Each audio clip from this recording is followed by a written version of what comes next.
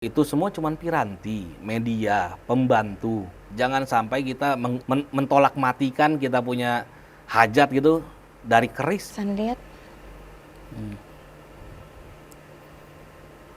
prajurit memakai baju perang.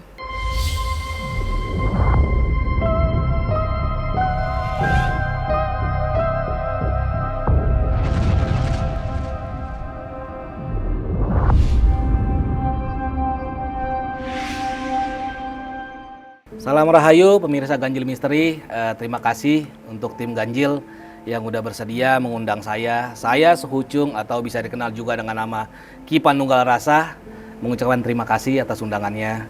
Rahayu, Rahayu, Rahayu. Halo pemirsa Ganjil Misteri, saya Cesan dari Indigo. Izin dulu, saya sebelum memulai hal ini, kalau boleh saya diizinkan untuk sembahyang terlebih dahulu. Minta izin lah ke yang rekso di sini.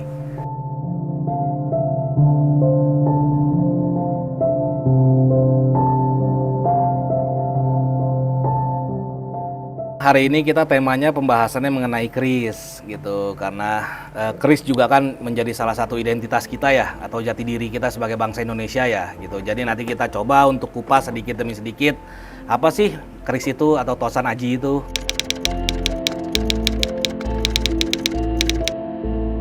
Jadi yang pertama mungkin tanpa mengurangi rasa hormat kepada pihak manapun, dari pihak saya secara pribadi, kalau untuk keris petir yang mungkin ditunjukkan oleh beliau tersebut, mungkin saya harus mengatakan tidak ada gitu.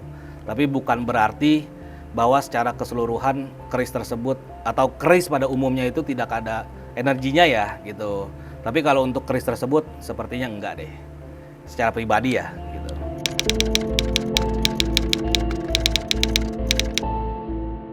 Kalau dibilang mencoreng bisa dikatakan iya gitu, tapi ya pesan saya berbijaklah di kedepannya ketika kita sedang bertindak sesuatu kan.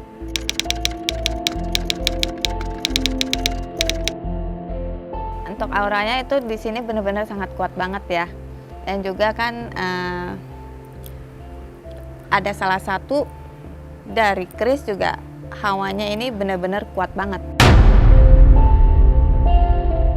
Nih Cesan nih, lirik nih yang sebelah Cesan ini dari tadi nih Suhu nih.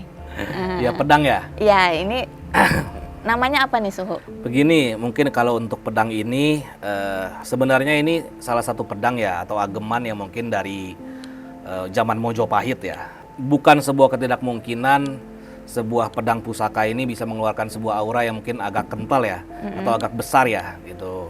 Ya mungkin bisa menarik perhatian Cesan juga kan pastinya. Gitu, Jadi ya. kegunaannya apa tuh Suhu? Sebenarnya sih sebuah pusaka itu entah keris atau pedang, betul saya tidak menampik adanya sebuah penggunaan untuk alat tikam dan sebagainya. Atau mungkin bisa dibawa untuk perang juga. Tapi bagi saya secara hakikatnya keris itu atau pedang itu yang berbentuk pusaka seperti ini sebenarnya bukan untuk membunuh lawan, tapi melainkan untuk membunuh kita sendiri kan, atau keakuan dalam diri kan. Ya maka dari itu ya bagi saya dilihat lagi dulu deh, mungkin nanti garapannya kah atau bahan materialnya kah, nggak menutup kemungkinan untuk dibawa perang. Tapi pada hakikatnya lebih ke arah pusaka atau ageman kan. Makanya orang-orang zaman dulu itu manggilnya gaman gitu. Gaman itu kan mungkin sesuatu yang kita pegang ya atau genggam gitu kan, untuk menumbuhkan rasa kandel atau percaya diri atau berani kan, jadi sebuah piandel kita kan gitu. Tapi bukan untuk tikam-tikaman gitu atau bawa perang-perangan gitu. Makanya coba aja lihat bentuk keris bermacam-macam. Iya. Ada yang panjang, ada yang pendek. Ada yang kecil juga Ada yang ya. kecil sekali. Nah itu kalau cuman kita memfungsikannya untuk tikam-tikaman, ya kalah duluan lah sama musuh. Iya. Musuh kadang-kadang bawa tombak dan sebagainya gitu. Lebih panjang. Maka dari itu, ya kalau saya lihat secara hakikatnya sih bukan untuk bunuh musuh ya, tapi lebih baik, lebih banyak dalam artian tuh membunuh keakuan dalam diri gitu. Ya namanya juga benda ini atau pusaka ini berunsur spiritual kan. Spiritual kan ilmu kaji diri kan. Sebenarnya untuk ilmu membaca diri kan, lebih dalam lagi kan.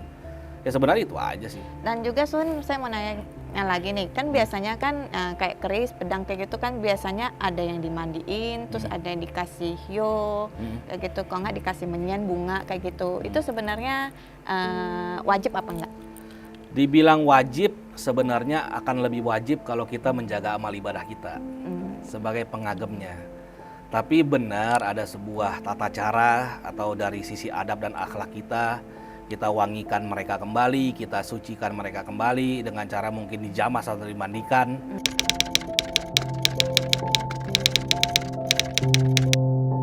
Kalau untuk keris mungkin yang bisa diperkenalkan kita awali dari ini dulu ya. Ini salah satu keris yang mungkin bisa kita lihat dulu dalamnya. Nah, ini kalau untuk kerisnya dapurnya Nogo Seluman. Nah, terus kalau untuk looknya look 13, secara pamornya daringan kebak. Jadi dan juga untuk penangguhannya estimasinya Mataram Sultan Agung. Secara doa dan harapannya atau filosofi luhur di dalamnya, mungkin siapapun nanti yang memegang keris ini diharapkan oleh Sang Empu melalui doa dan harapannya itu bisa mengatasi banyak masalah atau tempat berasnya atau makannya nggak akan sulit, adem tentram aja keluarganya dan sebagainya lah. Jadi kalau bisa diartikan tuh isinya keris ya doa dan harapan yang baik-baik pula kan pastinya. Ya mungkin nanti dikupas lebih dalam deh ya, untuk sama membuka cesannya. Kerisnya juga kayaknya nggak boleh sembarangan ya, Suhu ya? Kemungkinan besar keris ini dulu pernah berjasa bagi pemiliknya atau pengagemnya. Maka dari itu diberikanlah sebuah penghormatan lebih dengan cara ditinatah emas. Jadi banyak hal lah mungkin yang bisa kita ambil dari artian sebuah tinatah itu tersendiri sebenarnya. Ya, keris ini sih sebenarnya menurut saya pribadi sekalipun cukup bagus dan cukup unik ya, pastinya cukup langkah lah. Dan banyak hal-hal yang aneh-aneh juga sih sebenarnya dengan keris ini. Mungkin saja karena memang ada berkarakter nogonya, mungkin secara arus energinya ini kuat sekali.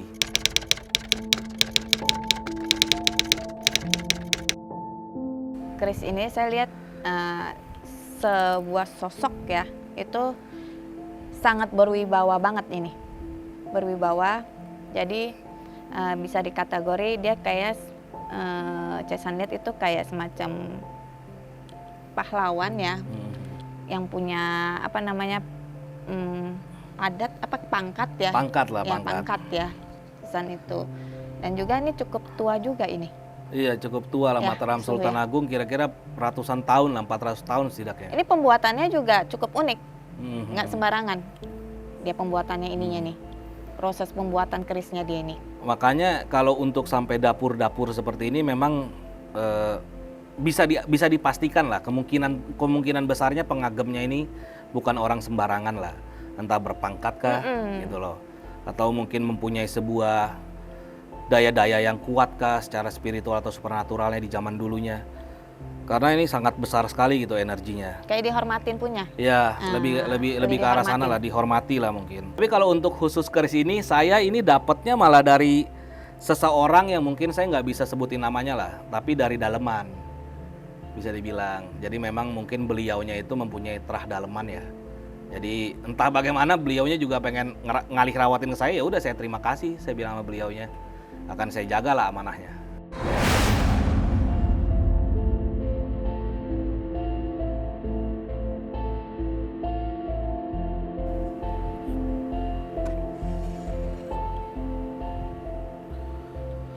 Nah, kalau yang keris ini sebenarnya ini bisa dibilang dapurnya itu Tilam Sari gitu.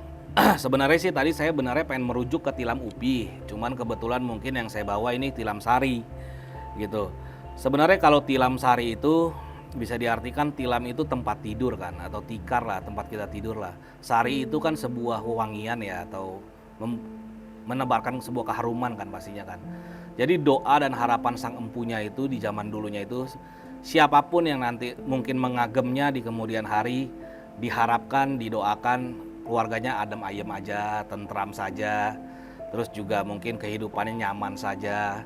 Jadi memang isinya doa-doa yang positif lah pastinya gitu. Kalau untuk keris ini, kenapa saya lambangnya itu apa Suhu?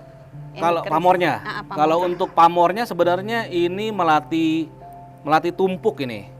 Sama melati tumpuk kan ya, dalam artian ya isinya lebih ke arah filosofinya itu ke arah inilah apa, kenyamanan hidup kah, ketentraman hidup kah, gitu. Dan saya yakin dan percaya bahwa kalau namanya doa pasti nggak ada yang buruk kan, Iya. gitu loh. Doa yang baik-baik aja Pasti kan pastinya baik-baik. kan. Jadi gini loh, leluhur kita itu atau empu-empu zaman dulu itu tuh mengambil sebuah ilham itu entah mungkin dari alam kah, dari alam sekitar kah, mungkin dari dedaunan kah, atau ada juga yang dapur-dapuran keris diambil itu dasarnya itu dari binatang kah, kayak tadi Nogo ya, gitu itu binatang mitologi kan sebenarnya. Nah terus ada juga yang kayak Mahesa Teki kah, Kebolajar kah. Jadi memang diambilnya itu dasarnya dari alam ataupun binatang lah sebenarnya. Tapi ada juga yang lain sih gitu. Nah kalau ini kan kebetulan ambilnya dari tilam kan, benda kan malahan gitu. Kalau ini pamor namanya nih, kalau yang putih-putih sebenarnya. Ya itu juga sama menguatkan doa dan harapan dari sang empunya lagi.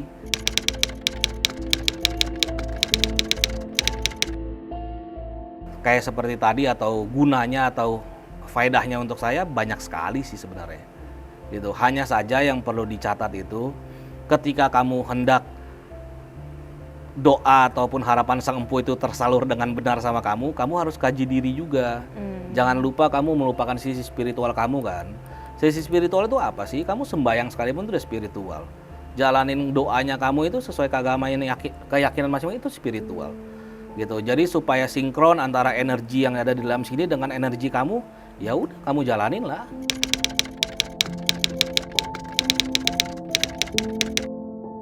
Untuk kerisnya dari suhu itu, Caesa melihat ada sosok cewek ya. Cewek, kayak semacam putri yang sangat cantik.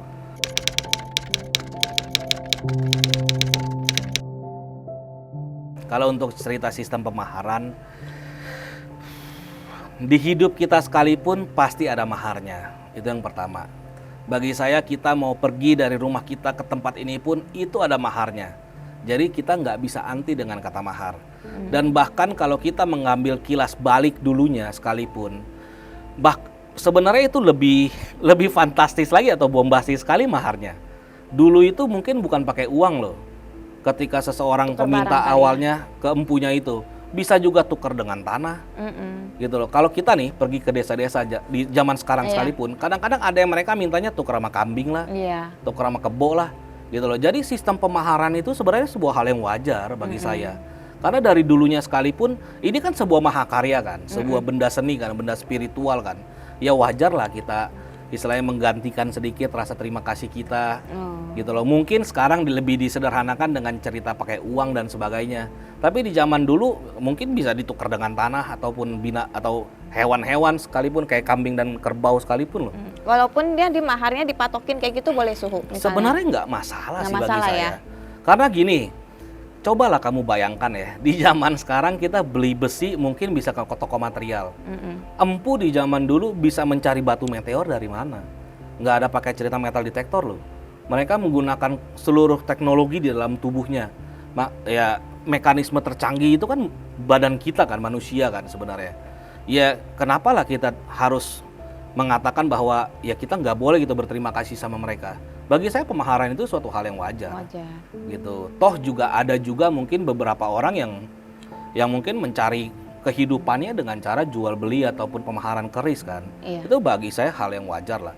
Mereka mendapatkan sekalipun dengan susah payah gitu loh. Jadi kenapa kita tidak boleh menghargai jerih payah beliau kan atau perjuangan beliau kan untuk dapetin keris tersebut.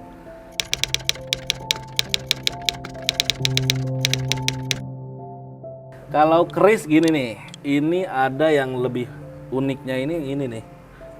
Ini kalau nggak salah brojol nih. Oh ya, ini brojol.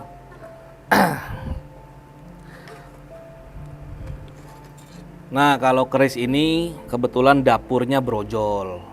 Gitu. Kalau secara filosofi atau doa dan harapannya sebenarnya ini lebih ke arah melancarkan doa sih atau sebagai media penghantar doa lah gitu. Jadi doa dari sang empu itu siapapun yang nanti mungkin mengagem keris ini yang berdapur brojol diharapkan segala doa-doanya bisa dilancarkan lah atau diaminkan lah atau dikabulkan lah oleh Tuhan, direstui, dikabul lah sama Tuhan. Jadi lebih ke arah itu sih sebenarnya kalau brojol. Nah, kenapa saya mengambil keris ini? Kalau dari sisi saya atau pribadi saya sarankan bagi orang-orang yang mau memulai untuk mengkoleksi tosan aji ya, diharapkan tuh dimulai dari tilam upih dulu yang tadi gitu, ataupun sekarang ini yang brojol. Setidaknya 2 keris awal ini adalah brojol dan juga tilam upih karena sebagai pondasi kan. Nah ini uniknya keris ini, pamornya beda depan belakang. Jadi yang ini beda, yang ini beda gitu. Inilah yang kita bilang pamornya selewah gitu, jadi depan belakang beda. Ini salah satu ageman saya yang agak lama ini di saya, mungkin 5 tahunan ada kali. Kalau ini dia punya auranya agak seimbang, kayak nggak terlalu ini banget, cuma dia seimbang, dia netral. Ya memang pembawaan dari brojol seperti itulah gitu yang kita bisa tangkap ya, dari mungkin energi kah ataupun dalemannya atau isoterinya lah kita bilang. Memang kalau untuk brojol ya karena memang dia untuk ngebrojolin doa ya lebih tenang ya, kan, lebih kalem kan, gitu, lebih kalem. bukannya galak atau ganas kayak nogo dan sebagainya lah gitu. Makanya ini salah satu keris yang udah ngikut saya lama juga nih, udah ada di rawat saya lama juga, 5 tahun mungkin ada ini.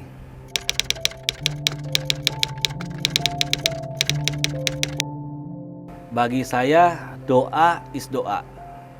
Doa adalah doa. Tapi bagi saya itu kalau kembali lagi kalau memang mau kamu tersinkron dengan baik sama kerisnya, ya kita jangan lupa untuk tata diri kita kan. Sebenarnya itu aja sih. Nggak ada jaminan bagi saya. Walaupun kamu punya beratus-ratus keris atau beribu-ribu keris, tetap tidak ada jaminan. Itu semua cuma piranti, media, pembantu. Itu aja sih. Jangan sampai kita mengkiblatkan atau menaruh, mentolak matikan kita punya hajat gitu dari keris sih. Ya kayak semacam Sebenarnya. mentuankan. Iyalah. Ya, mentuankan. Jadi begini, mungkin kita babarnya gini dulu. Khodam itu kan bahasa Arab ya, artinya pembantu kan. Nah coba deh kalau sudah dibabar seperti itu aja, ya memang tugas mereka atau peran mereka untuk sebagai pembantu kan, atau asisten kan. Jadi bukan menjadikan. Gitu loh, jangan sampai kita benar-benar mengkiblatkan, wah punya keris banyak pasti bakal kaya, itu nggak mungkin bagi saya. Iya. Oh kecuali dijual, pasti banyak duit.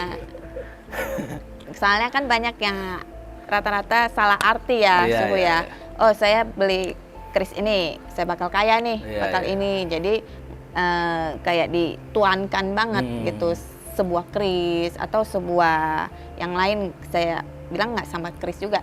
Yang lain-lain juga. Iyalah, tetaplah restu ridho kabul hajat kita ya yang ridoin ke kabulin ya tetap Tuhan lah. Raja terakhirnya ya Tuhan lah. Istilahnya. Kalau kayak gini-gini ya cuman benda seni, benda bersejarah, pusaka, ageman, piandel, pembantu lah. Sifatnya membantu kan, bukan menjadikan. Jadi jangan sampai kita salah arti juga gitu. Iya.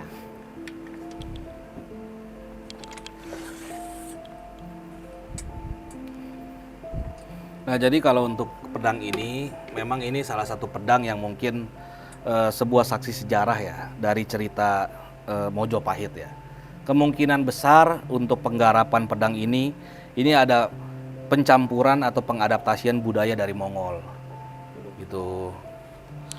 Jadi kalau untuk khusus pedang ini ya kurang lebihnya gitu deh. Ini benar-benar sebuah benda bersejarah soalnya ya. Saya pun pada awalnya saya bingung, ini pedang apa, saya pikir gitu. Tapi dari ciri garapnya saya lihat ada pengadaptasian dari Mongol lah. Karena dulu Mongol pernah datang ke Nusantara kan. Nafsu, ini energinya kuat banget ini. Nah terus ini kebetulan cesannya juga udah mulai ini ya, gitu. Ya kalau mau untuk ini ya kita ini dulu deh.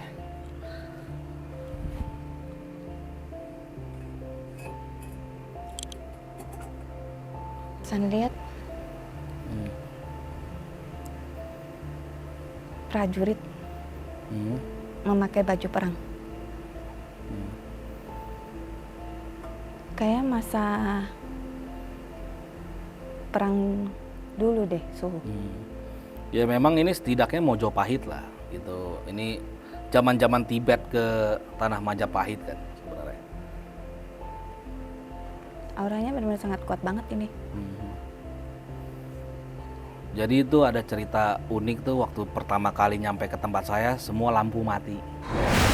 Jadi saya pun juga agak sedikit inilah unik lah menurut saya pedang ini. sampai meriang. Energinya benar kuat banget. Dari karakter pedang seperti ini mungkin bisa diibaratkan sebuah ageman saat perang ya, sebuah pegangan di saat perang. Jadi nggak heran kalau andaikan mungkin terwujud atau termanifestasi seperti yang Chesan tangkep itu, ya mungkin prajurit lah, gitu. Tapi mungkin dari jabatannya mungkin bukan prajurit biasa gitu, atau kalangan bawah gitu. Pangkat. Gitu. Setidaknya ada berpangkatnya lah, pati ke atas lah setidaknya. Iya.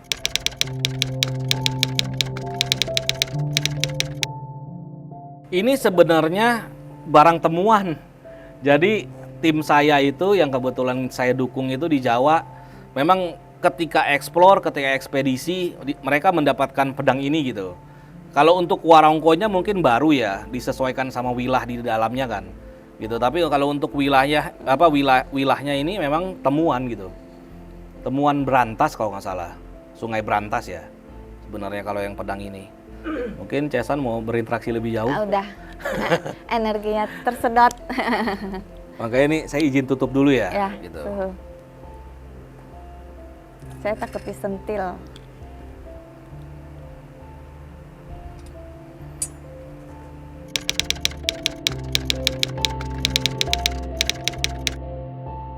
Begini, kalau untuk merawat sulit atau tidak, karena saya sudah jatuh cinta, jadi segala apapun saya pasti bisa lalui lah gitu. Jadi nggak ada kata sulit bagi saya atau malas bagi saya untuk merawat keris. Besarlah harapan saya itu sebenarnya untuk mengembalikan marwah kah ataupun jati diri kita kah sebagai bangsa Indonesia gitu, yang berbudaya kan pastinya. Ya mungkin saja dengan cara seperti ini saya bisa lebih menyemangati orang yang di luar, sesama saya atau sesama kita lah istilahnya. Ya untuk bisa sama-sama menjaga kan. Karena pertanyaannya cuma dua. Kalau bukan kita mau siapa lagi? Kalau bukan sekarang mau kapan lagi? Kita turut serta melestarikan budaya bangsa kita sendiri. Iya. Gitu ya, setahun sekali, namanya kita juga manusia, apalagi kita juga mandi tiap hari. Ya ini benda paling kagak ya udah setahun sekali, jangan pelit-pelit amat lah. Iya. Gitu. Apalagi debunya banyak. Iya, apalagi debunya banyak gitu. Saya sendiri pun, walaupun keris begitu mungkin banyak ya hitungannya di rumah ya, atau di yayasan ya, itu saya sendiri loh. Saya nggak mau orang lain yang untuk minyakin, untuk mandiin, saya nggak mau. Gitu. Terkecuali kalau untuk hal-hal yang mungkin saya nggak bisa lakukan. Mungkin saya kasih yang lebih profesional. Tapi ketika hal tersebut bisa saya lakukan, biasa saya lakukan sendiri. Jadi saya nggak mau gitu kalau untuk sampai orang lain yang melakukan. Apa takut salah, apa gimana? Sebenarnya bukan takut salah. Apa ya? Balik lagi semua karena cinta kan. Gitu. Kalau kita udah cinta akan sebuah hal atau sebuah ya hal apapun lah, ya pasti kita nggak akan menganggap itu sebuah hal yang memberatkan kita kan. Sebenarnya itu aja sih.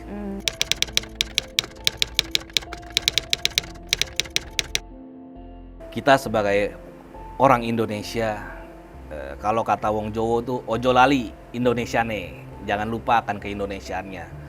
Pusaka itu adalah sebuah cerminan akan jati diri bangsa kita, jati diri kita sebagai orang Indonesia. Jadi jangan sampai kita takut ataupun kita enggan untuk turut serta melestarikannya atau menjaganya. Pertanyaannya kembali lagi cuma dua, kalau bukan kita mau siapa lagi? Kalau bukan sekarang, mau kapan lagi kita turut serta menjaga dan juga melestarikan budaya bangsa kita sendiri. Bangsa Indonesia yang mempunyai budaya yang adiluhung. Ya, dari Chesan untuk hikmahnya itu, jadi kita harus mencintai barang pusaka dari negeri kita sendiri. Ya, lebih melestarikan, merawatnya, ya, dan lebih membudayakan ya Suhu ya, gitu. Ya, benar kata Suhu, kapan lagi, siapa lagi yang akan meneruskan usaha budaya Indonesia kita. Sampai jumpa, rahayu, rahayu, rahayu.